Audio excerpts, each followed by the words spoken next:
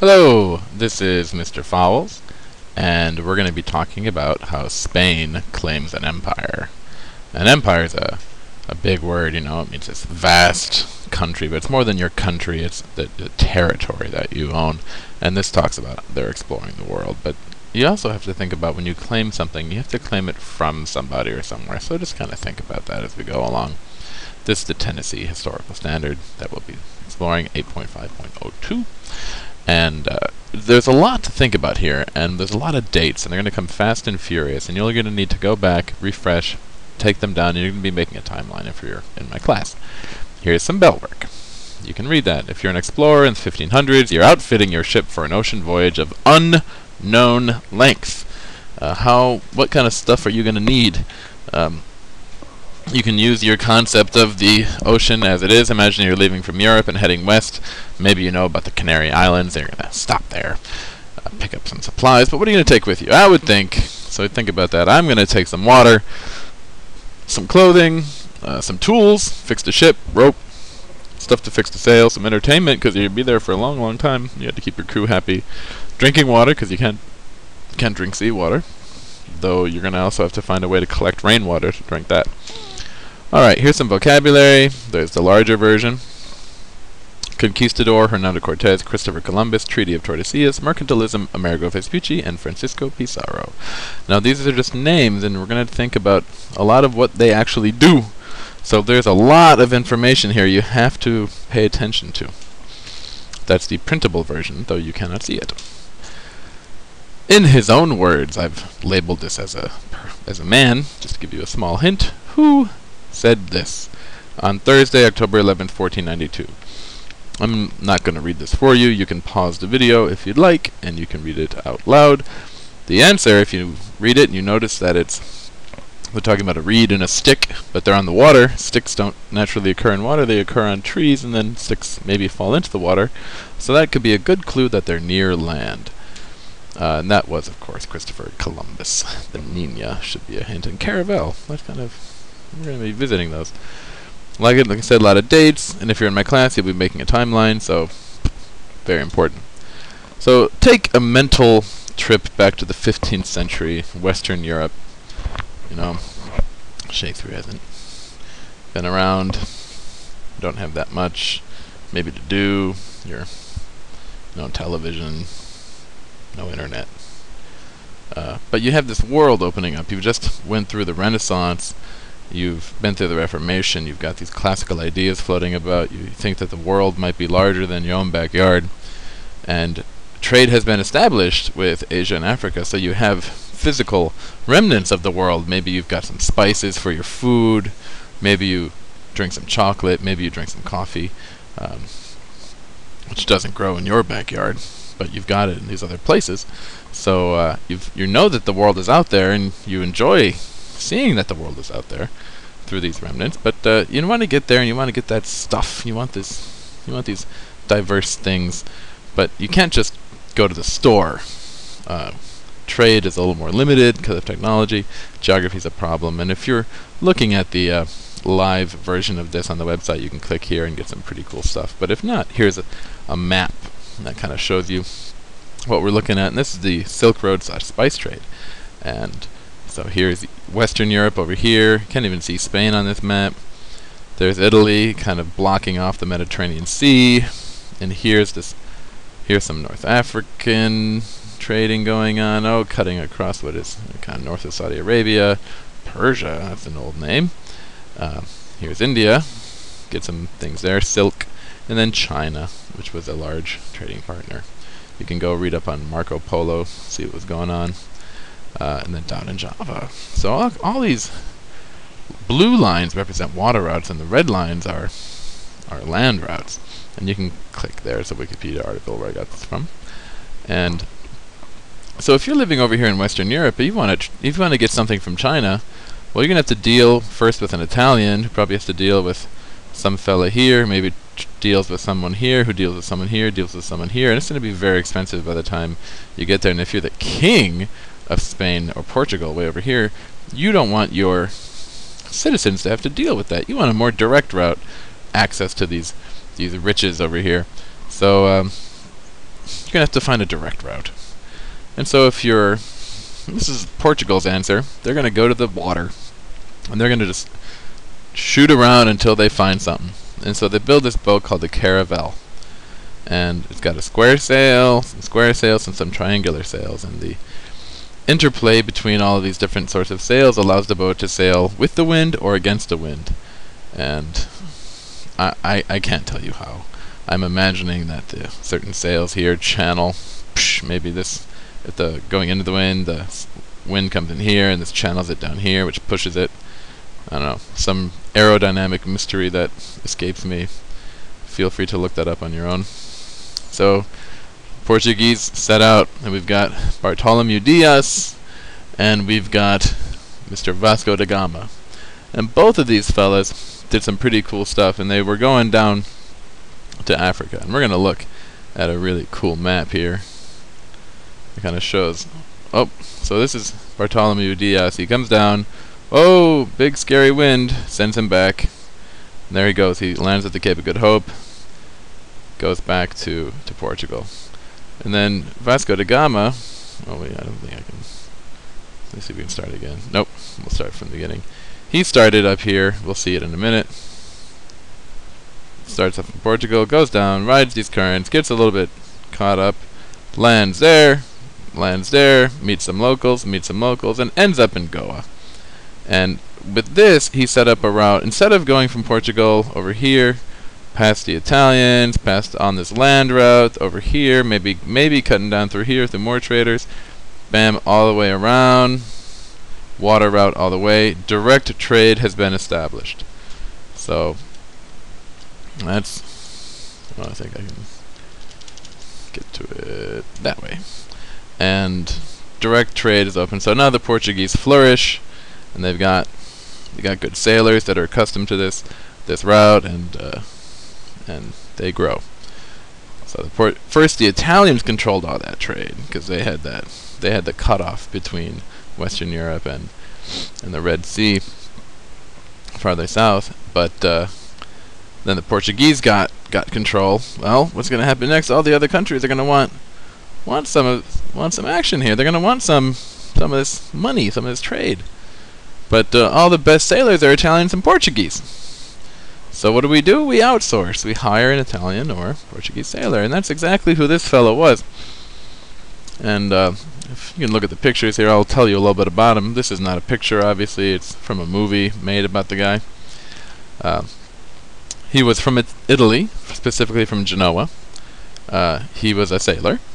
He thought that the world, he didn't know about what is the North American or South American continents, so he thought that he could just instead of going around Africa, he thought he could just go west from Europe, spin around the world really fast, and boom, end up in Asia.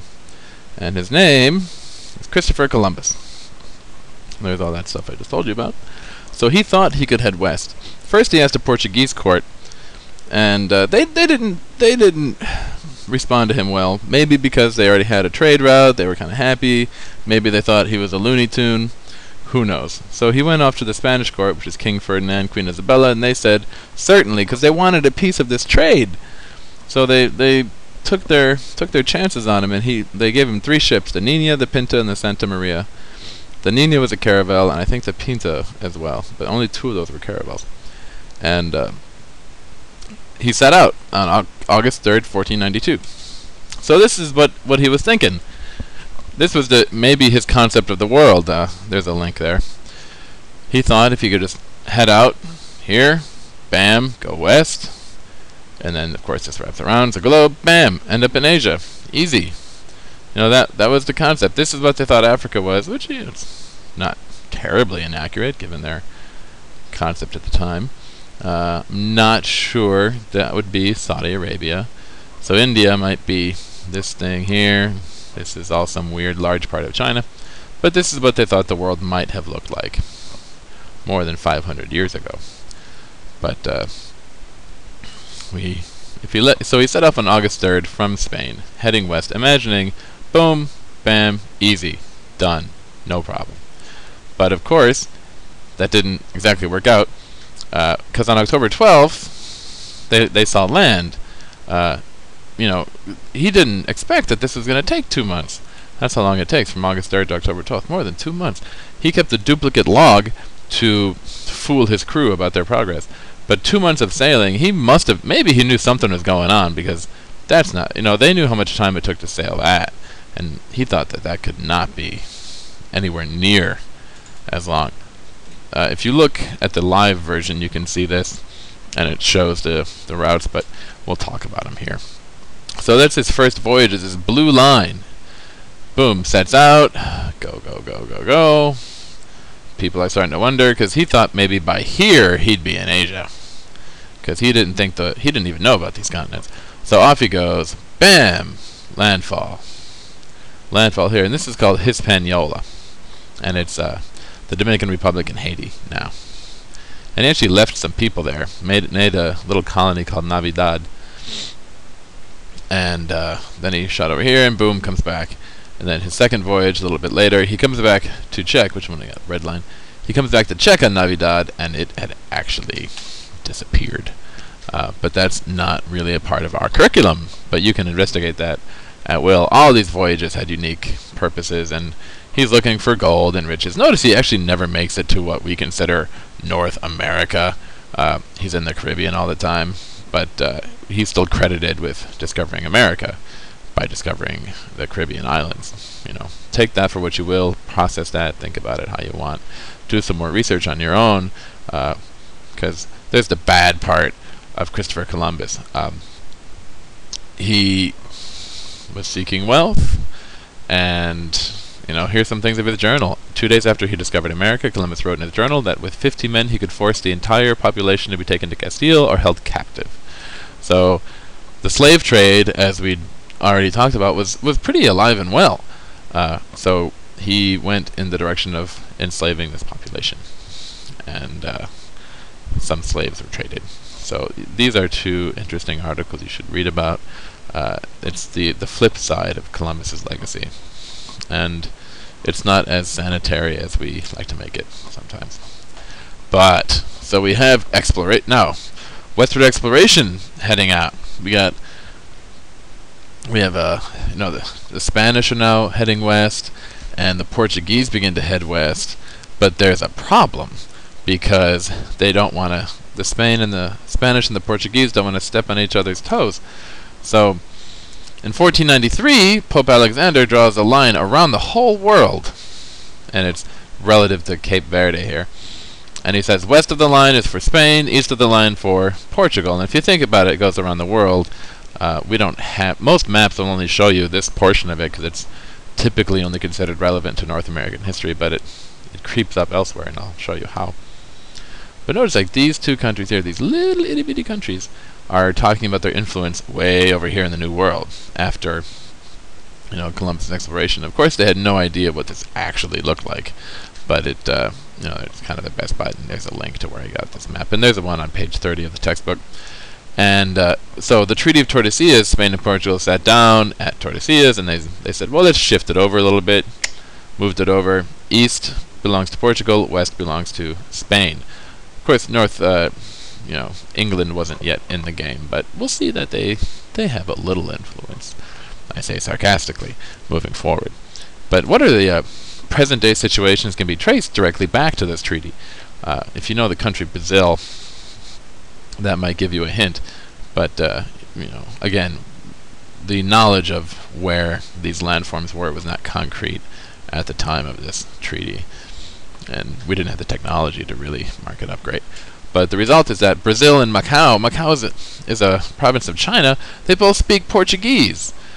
So this country here, this sliver country of Portugal, they speak Portuguese, and this large country here, Brazil, speaks Portuguese, and a country in China uses Portuguese as an official language, a province of China, Macau. Kind of cool to think about. And if you look at the live portion, this is some links to those countries. So now we got 3 more sailors to think about. And first one here is Italian Amerigo Vespucci. And if you look at the word Amerigo, hopefully that sounds somewhat familiar.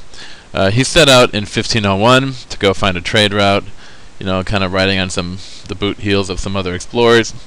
And he kind of came back and said, "Hey, I found this continent," and his continent, some German map maker decided to name it America, and that's what we have a North America and a South America. Vespucci actually landed in South America, and then we have these all kind of build on each other. Vasco Nunez here was Spanish, and he went and he crossed Panama. He crossed Panama and he made it to the Pacific Ocean, which was really nifty. And then Ferdinand Magellan, who I call super mega awesome, he's the first one to circumnavigate the globe. He circumnavigated the globe, which is really big. He went all the way around. He's the first person to really head west and make it to Asia. And he set out in 1519 with 5 ships, but only 1 ship returned in 1522. Here's the route he took, and this is Magellan's, this dark red line here. Down, down, down, down, down, because Magellan was the captain, right? He goes down here. He didn't go through Panama, but he went around, but because they knew, oop, here's the Pacific Ocean. Balboa crossed over here, found Pacific. So Magellan comes down, swings around, goes around the world, and he actually dies here in the Philippines, near the Island of Cebu, that's Mactan, I guess.